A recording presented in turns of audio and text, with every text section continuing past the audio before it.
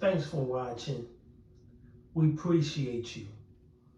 Please, please subscribe.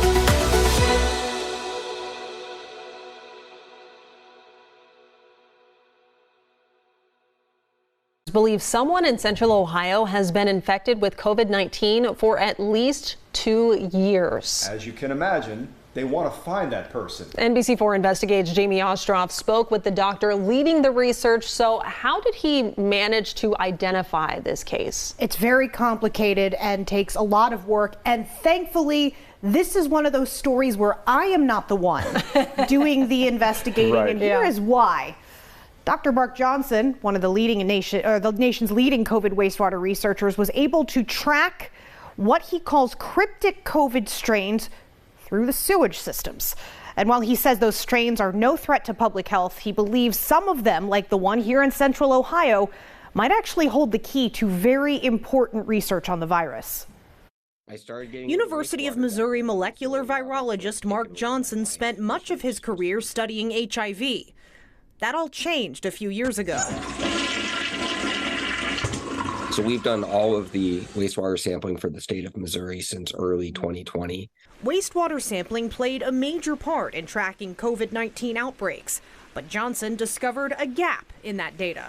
There was no protocol established at that point for sequencing SARS-CoV-2 from wastewater, so I developed my own. As the virus evolved into different variants like Delta and Omicron, sequencing its genetic material helped identify which strains were more prevalent in different areas.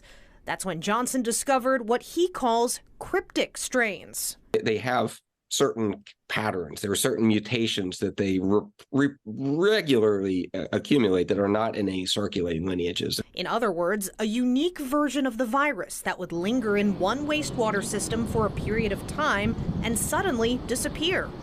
At first, Johnson couldn't understand why these mutated sequences weren't spreading, even in densely populated areas like New York City. I thought it was coming from the rats. Simply because I couldn't think of anything else that had enough mass in the sewer shed that wouldn't move around. And we tested more rat feces than I care to remember. The tests were negative. As sequencing became more common across the U.S., Johnson started looking at publicly available data. A cryptic in Wisconsin led to Johnson's next discovery.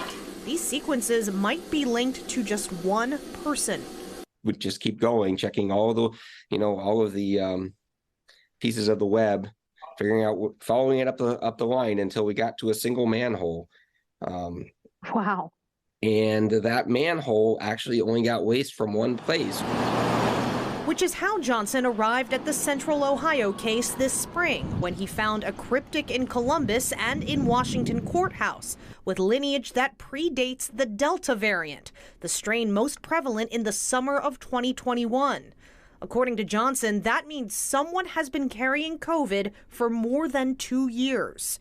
Johnson went as far as to predict that this person lives in Columbus and commutes to Washington courthouse for work. I just know that they regularly shed into both sewer sheds, often on the same day.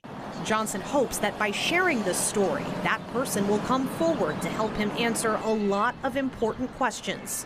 How many cases are there like this? What are their symptoms? Is this related to long COVID, or there are a lot of people who got COVID and never really got over it, and we don't know why?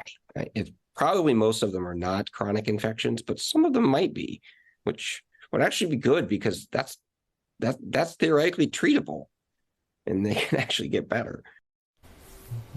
Wow. So again, Johnson really wants to stress here, this is not a threat to public health. In fact, the virus is inactive by the time it passes through your gastrointestinal system.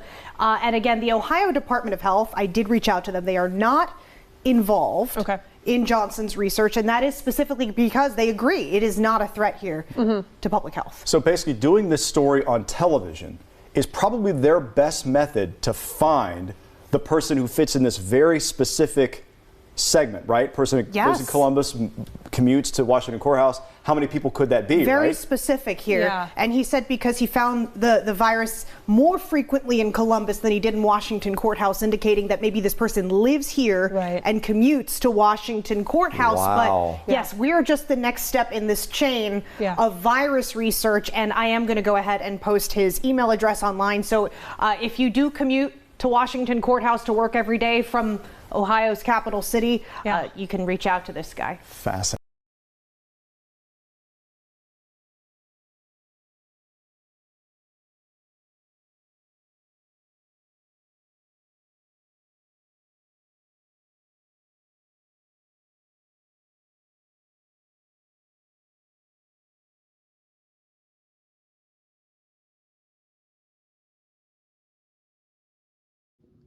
Thanks for watching. We appreciate you. Please subscribe.